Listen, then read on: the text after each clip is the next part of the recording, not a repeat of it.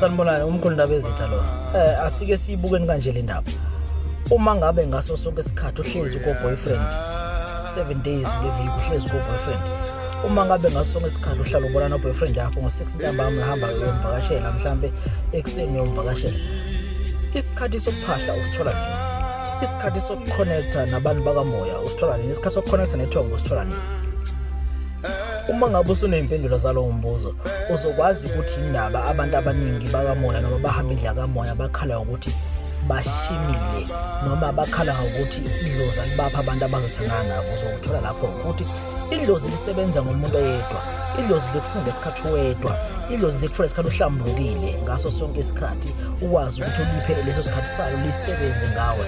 Idlozi alizokusebenza ngawe uma ngabe ngaso isikhathi uzohlala ko boyfriend, uma ngabe ngaso isikhathi uzohlala unaka izinto zomhlaba. Kunesikhala lapho kumele usiphe khona idlozi ukuthi likwazi ukusebenza ngawe. Ingakho abantu abaningi bakhala ukuthi idlozi libaxabanise nomndeni, abasela abangani, abantu abaningi abasafuna ukuhlala nabo. Ilesikhathi idlozi ke mntaka Mkhulu lifuna ukusebenza ngawe kakhulu ngoba lifuna lesikhathi uwedwa, lesikhathi wena uthi unosizi, uthi unomuzwa wangedwa, uhleli wedwa unabangana nalutho idlozi lesikhathi lisebenza ngawe.